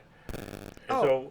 So what are your ideas on restorative versus punitive justice? Where is one more applicable in other all the time in certain situations? Well, I and can so see forth? situations where you need more than one potentially applying, right? Someone who has been wronged, something's been taken from them. You would like them to be restored to their condition before the wrong. But there are some takings that are just we consider to be criminal, right? Perhaps something that resulted in a grievous bodily injury, something that cannot be recovered at Okay. all, right? And that's where the punitive would come in. It just sort of reminds me that the biblical precept of an eye for an eye was not necessarily calling for revenge, but rather admonishing people that the redress for an injury needs to be proportional You to know- the injury, that the injury for a damaged eye is not a colossal and downstream damnation of the generations through the father. Let me just pause you there for a couple of seconds, because it's interesting you mentioned the eye for an eye, because we have that saying, an eye for an eye and the world goes blind. But at the same time, you also have the saying, turnabout is fair play. What does that mean? It means it's fair to do to somebody else what they did to you. Not really. No. Well, No, sort of. I mean, I don't think, no. I mean, the It's fair in purpose one of a sense, but not justice fair in system, another. the Right, right. purpose I'm of just the talking justice about system, idioms. the purpose of a justice system in part is to avoid vigilante action and violence, right? It's a That would be substitution the point of law. for It's that. not- Buskets at dawn? I don't. Maybe. Okay. I think I prefer my. I'll just bring the AK. You can bring the musket. We'll see who wins that fight. All I need is one shot, Sure. I'll have And you're 45 gonna- or something. and you're going to jam. Oh, thank you. Thank you. And that'll be justice by nature's laws. Oh, so I'd like to let Red continue. So, No, and that's we'll what I continue. got. I Okay. wanted to hear out what you guys had to say on it. But, Okay, I so- mean, we need to remember that the justice system is, in part, an alternative to other violence. Think about the summer riots where No, it's the Summer of Love. Get the name right. the it summer was. They riots said it. where Summer of Love. riots all where hugged. people It were was mostly peaceful. killed and raped and businesses were rampaged and pillaged for the death of somebody who was doing bad things as a criminal. yeah, I think people would be a lot more upset overall as a nation if that kind of rioting had occurred in their own neighborhood, as Yeah. opposed to them just looking at it. Or I'm so reading glad I don't about live it in a city. in the news. And But you're not so far from the city, Charles. I live out in the boonies this is- on purpose. This is the semi-boonies. It is the semi-boonies. It's called the I'm surrounded by. No, it's not the suburbs. I'm surrounded by No, farmland. this is the suburbs. I'm surrounded by farmland. How can this be the suburbs? This is the suburbs. This is not farmland. There is farmland, but this is not the boonies. This is a This suburban is farmland. No, this is it's a mixed of some sort of thing like that. The boonies would be all the way down south at about exit 35 on the Garden State or something like that. That is the boonies because you're driving Way past the Pine Barrens. The Pine sometime Barrens somewhere are the around there, boonies. okay? Because you will get onto a dirt road, not a dirt road, but it seems like a dirt road. You'll get onto Those might as well be dirt roads right you'll over get there. onto a local road, and you'll be driving for stretches of 20 minutes at a time. There's single lane bridges over there.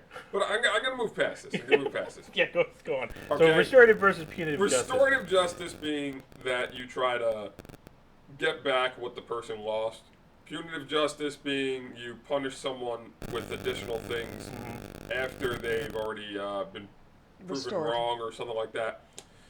I think those are typically used hand in hand, sometimes one more than another, at all times.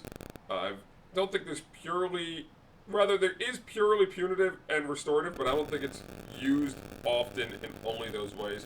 Because typically, if someone is stolen from, they try to get back what they can from the what was stolen, and the person who did the stealing is then punished with some sort of sentence of some sort, be it time in jail or be it something small. I mean, the only places I know where they don't even bother in that is San Francisco right now, but that's another point altogether. Yep. Punitive justice, I don't know if I would want to see that. It's just you're adding further sort of debt to the person, or in some sense, right? So it's either time debt or it's some sort of physical debt, or a little bit of both. Then restorative, you're trying to get the resources back that have been stolen, or the things back that have been stolen. I don't know if I think either one of those is better than the other. Okay. There are different tools that can be They used. are, but I just see them always being used hand in hand. There's well, sometimes, unfortunately, you can't really do restorative justice. Well, I wanted to ask you, Gregory. Spent. Yeah, right. I wanted to correct. It's partial restoration. But I wanted to ask you, Gregory, because my sense is that you use the punitive when the restoration is not enough, because the action that led to the loss I would say was just so punitive much is more used in aggravated. I would say punitive is used in 99% of all cases. Die. Thank you, Charles. Thanks. What was that for? Punitive. Okay. Right, because isn't that how sometimes people Put it get... this way. If you rob a bank, okay, does the bank get its money back? Not usually. Maybe. Okay?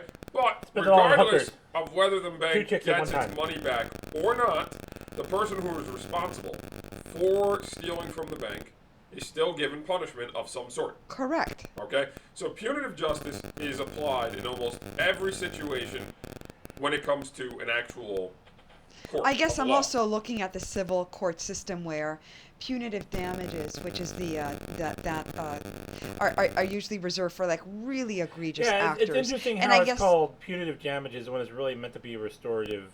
no. in some cases. There's the restorative element, and beyond and apart from that, there's the punitive resolution. I personally for think like the really punitive egregious justice stuff. Punitive and restorative justice are used in almost every single situation in some regard. If we were to go to a very basic level, brother one steals from brother two, okay?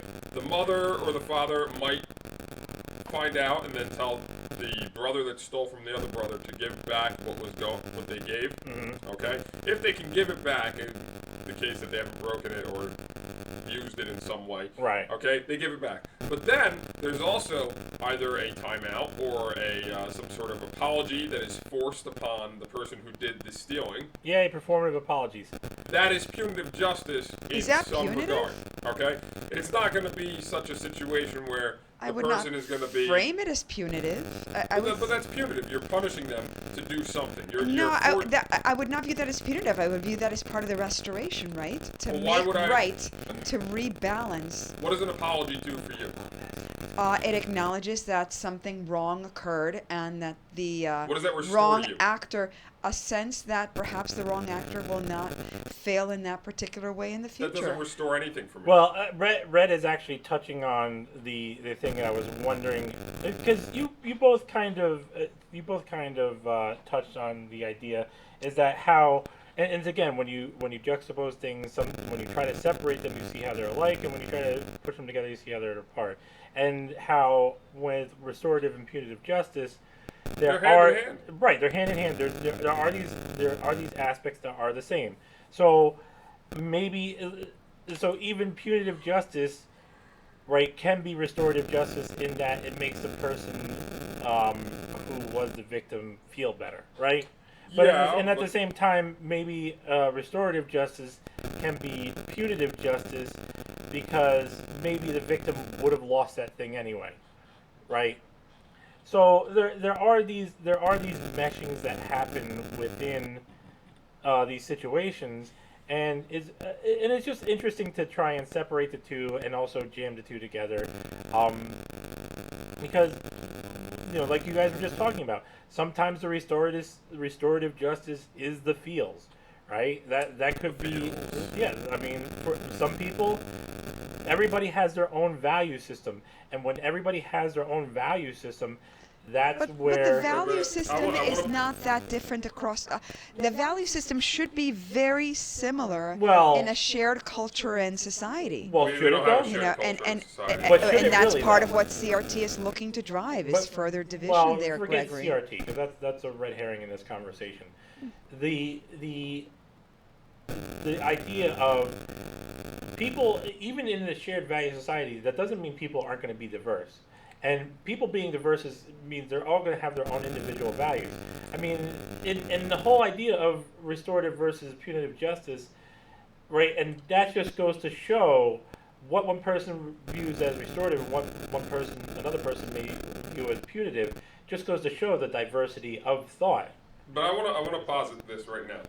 Okay, regardless of what happens, the person who was stolen from, or the person who lost something, Right, suffered whatever it loss. is that you lost, Suffered the trespass. Let's put it in biblical terms. you have lost something further than just the thing that you lost. Correct. Okay, you've suffered a mental loss at the same time. Okay, Right, and that's what I was alluding to. And You you've no also lost longer the are able opportunity, to and then trust the the opportunity average cost person too. in the same regard that you did before. For some Okay? people. For some people, I still think that particular thing happens in any individual. Some people are more affected by it than others. Okay, in my mind, now I'm the resident skeptic on the show, so in my mind, someone takes something from me. I've already gotten to the point where I already understand that the average person is not necessarily to be trusted off the bat, and that you have to. I don't trust you, Craig. Thank you, Charles, for admitting that. It makes me feel oh so good inside. Does it? No, Give you warm but- fuzzies? No, it doesn't. It gives me cold hards. Oh, nasty. I don't know what those are though. But Oh, they this is sound not- like the At least opposite it's not of warm and hard, fuzzies. but Icy dildo. that's that's where I was going. Microwaved. Once someone has betrayed your trust the first time, that seed of doubt in your mind never goes away to an extent. You will Right. always doubt a new individual that you will come into contact with some amount. Some people take it much further extreme than others. They start doubting everything. Some people just say, okay, I should be more careful. And some people are like, okay, maybe that's unfortunately something that happens every now and then. I should be just aware of it. Let's come back to that later on because that's a good thing I didn't think about before. But let me start off with you on this next line item because you started talking about it before. So where should we have soft lines? Where should we have hard lines? And where does an individual agency come to concern?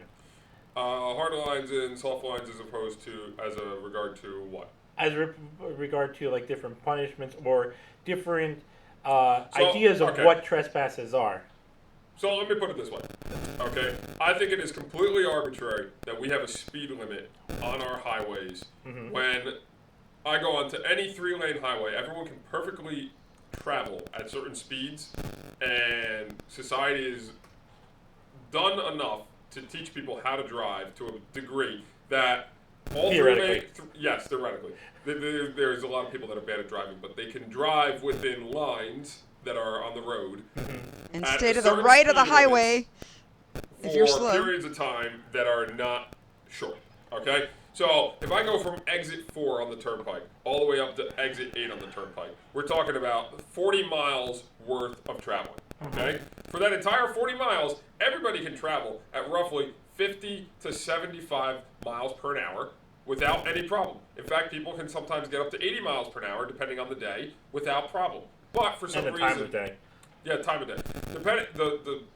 Despite normal flow of traffic, the police, the government would have me believe that the speed limit should only be 65 miles or 55 miles, depending on what portion of the stretch of the road that I am on. And it makes no sense to me that the speed limit changes from 55 to 65 when it suddenly goes to 2 lanes when you get down to exit 3-ish area or exit 4-ish area, because I've seen 2-lane highways that still have 65 miles per hour in other portions of our state or other states altogether.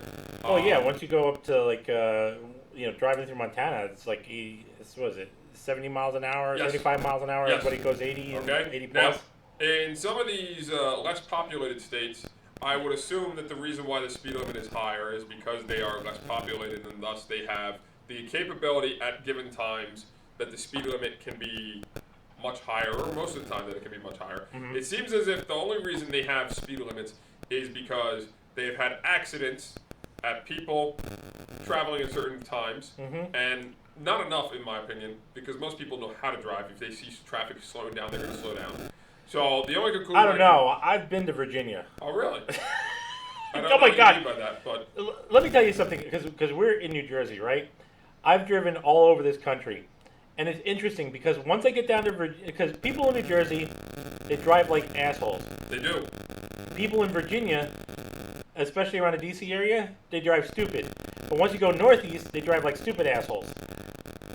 It's the weirdest fucking thing ever. See, New York makes more sense to me that what their speed limit is, but it still doesn't make any sense that they decided sometime in the last 10 years that they could increase the speed limit to 55 on the same 3-lane highway that is the Southern Belt, when it was 45 for the previous some number of bring years. it back around. My point is, at 50 miles per hour on a 45 speed limit highway, that is a soft line that if I start going over that, cops are more likely to stop me. Okay, because somehow that breaks laws, and somehow I'm now, it's unjustified to go at that speed limit, even if there's only 5 cars within 100 feet of my car itself. Okay, Right.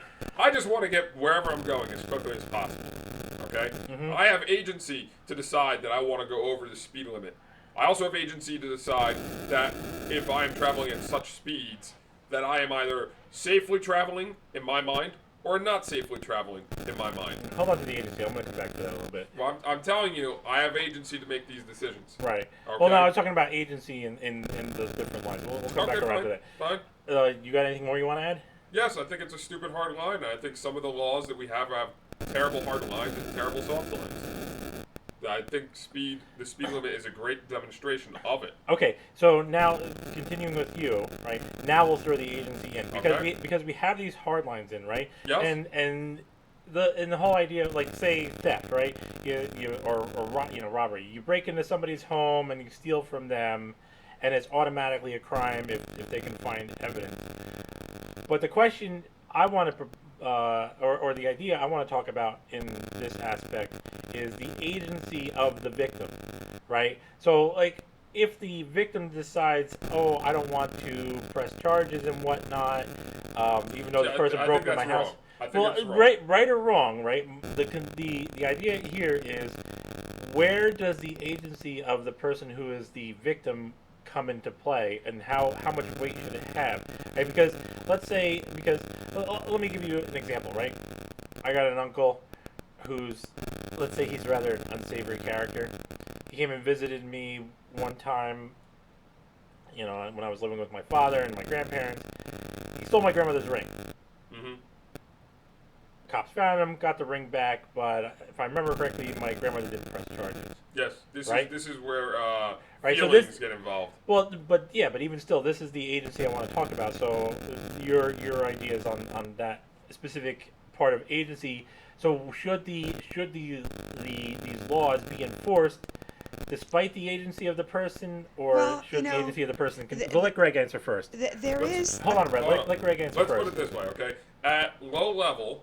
Okay, when I say low level, I'm talking about people who don't really have money. Okay, the capability, the person deciding not to press charges, doesn't tend to have an impact on them, but it might still have an impact on people around them. Because if that person is willing to steal from family, just think what he's willing to do to strangers.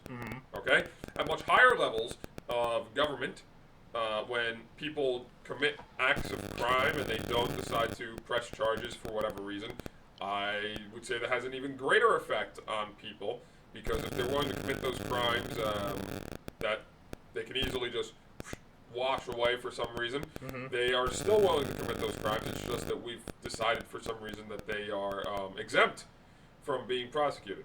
As terrible. Right, and you're hitting on the idea of why I'm asking the question, because I'm talking about it in the microcosm and on the macro level as well. So I think at a micro scale, because this is a big thing that I've talked about on a number of topics, the micro scale is completely different than the macro scale on everything, okay?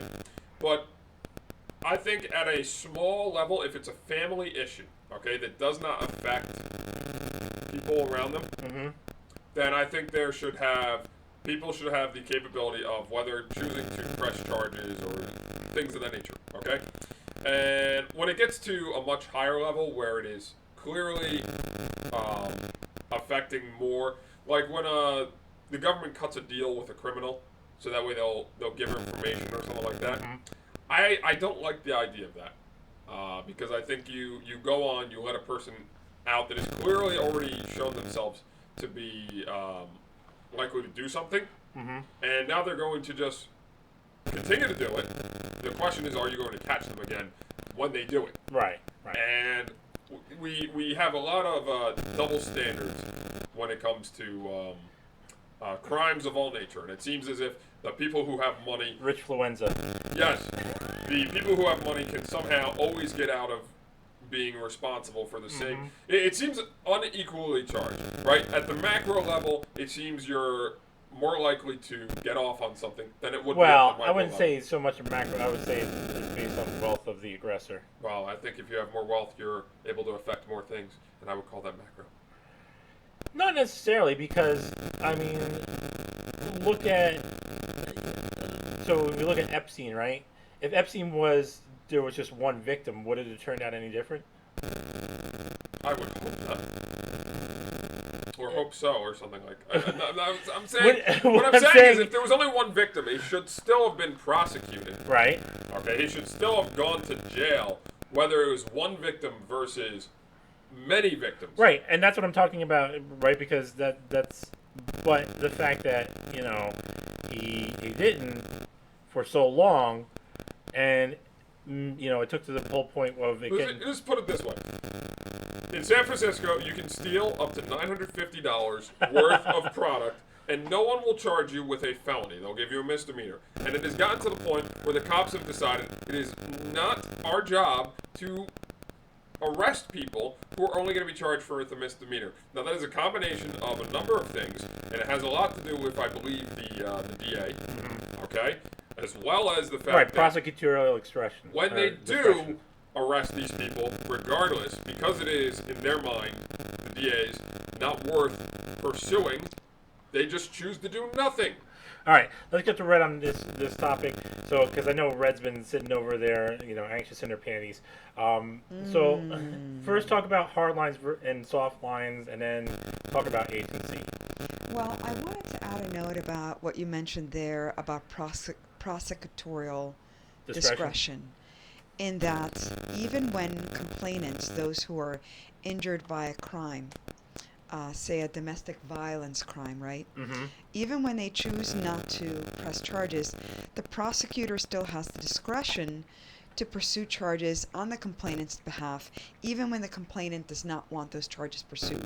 Right, and because it has a greater value to society to stop this, this violent person who, whatever. And we can relate that to the Bill Cosby case, right? All the information. Oh, you mean the guy who just got let out of jail? Yeah, well, the whole thing was the whole thing was there is that the prosecutors at the time made a deal so that he could be charged civilly instead of criminally. See, and it was a verbal deal, which means that but will Harvey Weinstein now be making this assertion? Well, no, but Ghislaine Maxwell also making this. The difference was in this case that the prosecutor at the time put it out in the news. That's what gave it the. I've heard Ghislaine Maxwell is going to try and use the Cosby defense. Exactly. So we will see. And by the way, how perfect is it that her name is Ghislaine Max and Well? All right, so You've got into the, all the elements right there. So get into the hard lines Hard. Hard lines versus hard lines and soft lines in agency. See, I would have been a What really the- bad prosecutor because I How much longer you I dislike the notion of wrongdoing so much that I myself would have been hard very consistently. Okay?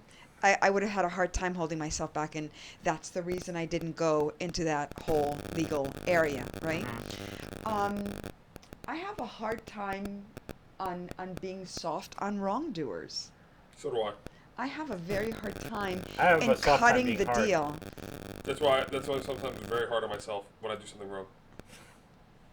And I find it like I have a physical, visceral reaction to it. I'm not very forgiving in that space. You know?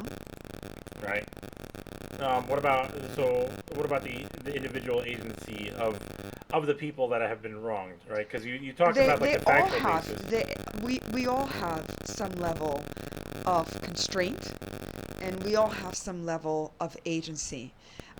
People still are required, as modest as their conditions may be, to as affluent as they may be, people still have choices to make before them, and options to mitigate when there's a risk, right? I would imagine that morally, those who have more to contribute and give, right? But it's not something that is forced under law like the way that a lot of communist and socialist systems have tried to do. You know, like this whole notion of pay your fair share. Yeah, well, whose opinion is that of what my fair share would be, right? So I think that there's a lot of soft space in the areas of interpretation, which is why I think it's important to have something of a shared societal value system. Yeah, your marriage, your mileage may vary from individual to individual, but we generally all agree that certain types of behavior are unacceptable, and we will do what we can to curb those behaviors. And when those get particularly aggrieved, to then add a punitive layer to it. There is agency and there is individual responsibility. I know you had a horrible childhood, but you still didn't have to rob the liquor store. That is a great statement there. I just don't think people care. I don't About care. what part of it? The fact that they don't care about the fact that They don't care. their horrible childhood is not justified in using as an excuse. It's For so why they often done, and it's just Well, it is. repulsive. What I'm saying is, But we can talk about how like because we can talk about the earnestness versus the disingenuine aspects of it. people are very times. not honest with themselves as to why they commit certain crimes. They or try why they fail. There's a consistent need for I lie to everyone to myself have all an the time. excuse as to why they do something. At the end of the day, the excuse I have for anything I do improperly or wrong is that I am. It is my fault that I didn't do it. It is not anyone else's fault around me that I didn't do it. I can't say suddenly, well, Red told me I shouldn't do this, and that is the reason why I didn't do it. It's that I heard what Red said, and I made a conscious decision to not do something because I evaluated my choices after I listened to Red and came to the conclusion that it was the wrong thing to do. Here's the real fact. We don't control anyone around us. You're absolutely right. The best we can do is to have some modicum of control over ourselves, over how we react, what choices we make. Well, we can manipulate other people. We But can you can't. manipulate other You people, can only but to manipulate a people point. who want to listen to what you're actually saying. What'd you say? You Wait, cannot what? manipulate people. What? Huh? Okay, sorry, bad joke. I got it. Ha, I got it. Greg ha, didn't get it. Ha, ha, ha, I know it was lame, Gregory. Fuck off. Oh, Charlie. How hard? Richter 8 scale. Awesome! Outback Junior. Anyway. Do we want to go to the next one, or do you gotta go? I don't know. I want to go to the Richter scale. Is it logarithmic? Okay. 9 more minutes. Okay. So real quick, let's talk about mootness and standing, right? Because this is something that's come around in the 20th century. of the American courts, these two doctrines. So mootness is the idea of, oh, we don't need to analyze this in trial because it doesn't matter anymore. And standing is the idea of, oh, we don't need to analyze this in trial because you're not effective. Okay. So I got a statement on that. go ahead, Greg. I've listened to a number of lawyers who talk about the fact that standing is bullshit. Okay. They've said that standing makes no sense because the way we wrote the law to begin with, didn't include standing. It was something that we included. Their reasoning is It's the to fact limit the that plaintiff class. it was there simply to use as a way to disqualify people from being able to make frivolous lawsuits. Yeah, it's to limit the plaintiff class. Yeah. But then at the same time, there are lawsuits that should probably move forward because of the fact that even though they don't have quote-unquote standing, there are things that need to be discussed or That's why some pursued. laws have a private right of action Well- where individual plaintiffs can sort of act in the position of a prosecutor to advance a public good. Well, I mean, we really, I mean, not that I want to rah-rah an idea, but we really can apply that to the idea of the election lawsuits, Yes. right?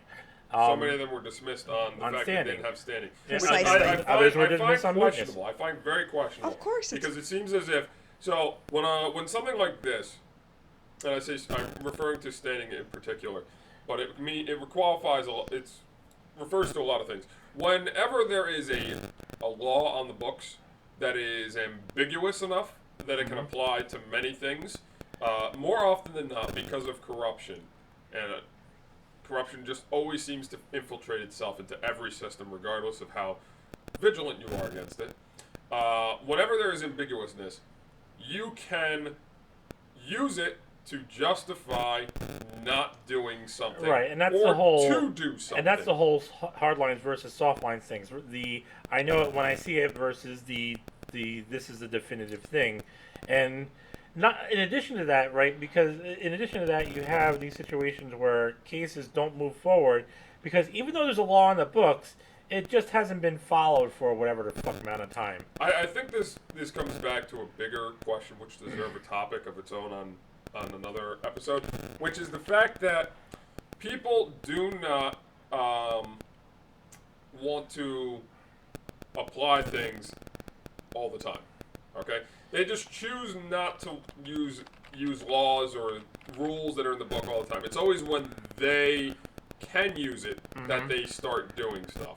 Right, Okay. and that realistically goes back to the idea of justice, the equal application of ideas and so forth.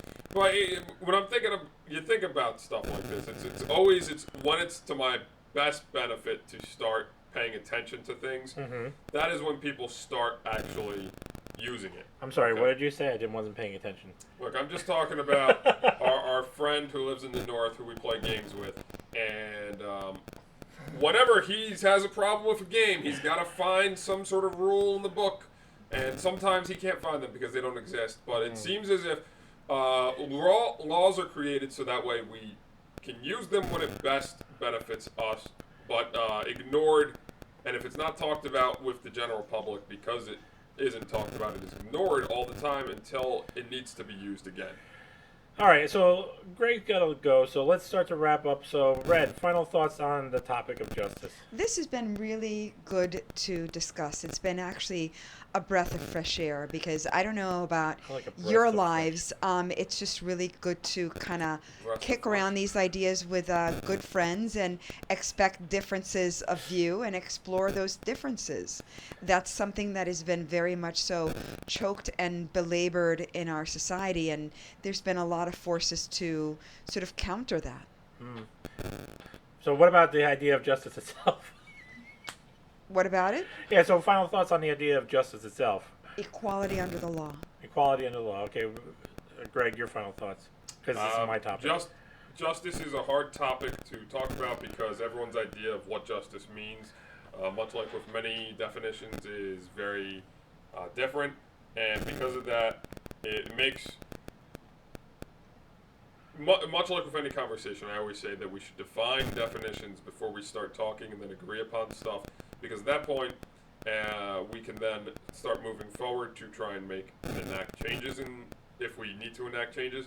But because a lot of concepts are very hard to define, similar to justice, it is very difficult for people to talk about it on the average day and understand that what they're saying versus another person is saying are completely different or similar things.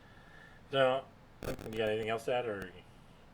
I think justice is used many times to justify bad things. Justice to justify. I just think that's... All right, so my final thought, right, and you guys that have actually watched the show, because we do have a couple of people that watch and listen. Thank We God love for you. them. We love Thank you. God. I'm happy you've disliked the... Oh, have they disliked the video? If you haven't disliked the video or audio, I don't even know if you can dislike the audio, but... I don't know if you're a true follower, if you know. I mean... If you haven't disliked the video or audio, you're not a true love follower. For crying out loud. Give us unlove. That's what we want. We want your unlove. I'm giving you love. How's But that? so- I can control what I give you. But... So, I mean... one thing you guys are probably noticing is that I choose the harder, more in-depth and ambiguous concepts. But justice in and of itself is